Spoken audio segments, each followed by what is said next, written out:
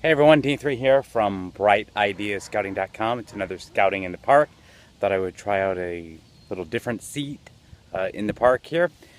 And today I want to talk to you about something that's been coming in quite a bit the last couple of weeks. There's been kind of a general theme of a few things coming in, and I thought I would address one of them. So I want today to be more of a day of encouragement than maybe directly answering one particular question, but more a theme that I'm seeing go on.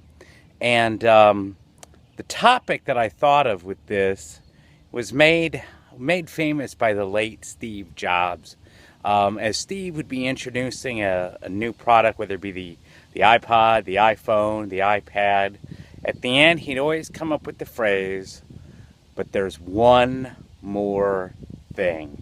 And that's what always got the crowds going crazy, getting them excited and whatnot.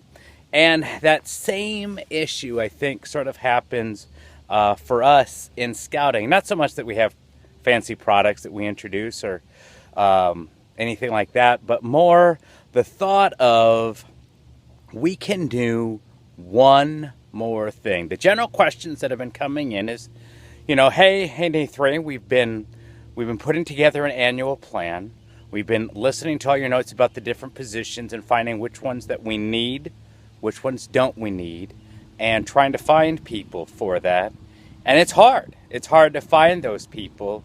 And just wondering your thoughts on having me, whether it be the committee chair, whether it be the den leader, cub master, just take on this extra role and just take on one more thing.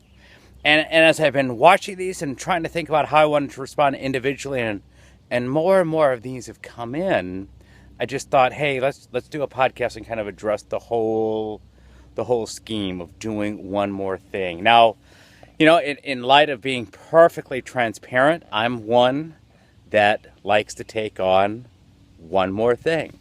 And the last 6 months has taught me is if I want to grow my pack's leadership, if I want to build a better program, if I want it better for the boys, I have to give up control. I can't do it all. There's not enough time. And this is saying something when I'm on the pack with my youngest, who's now a wee below.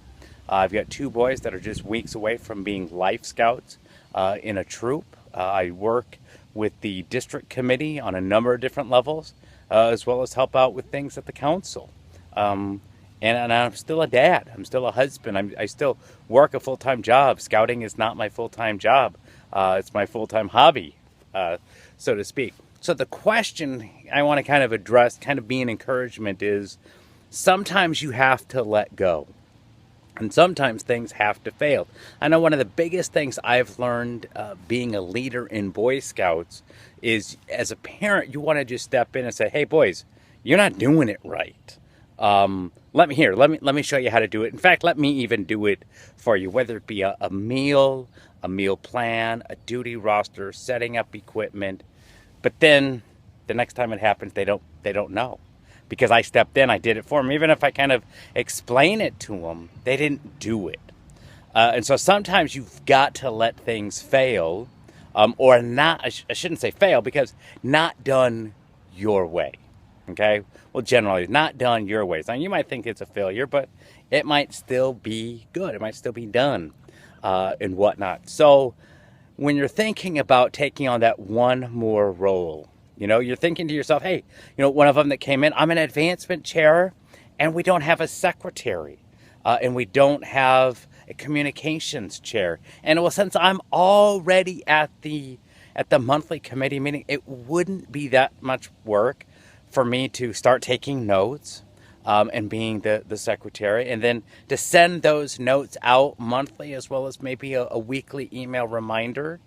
That's not that much extra work, but you know what?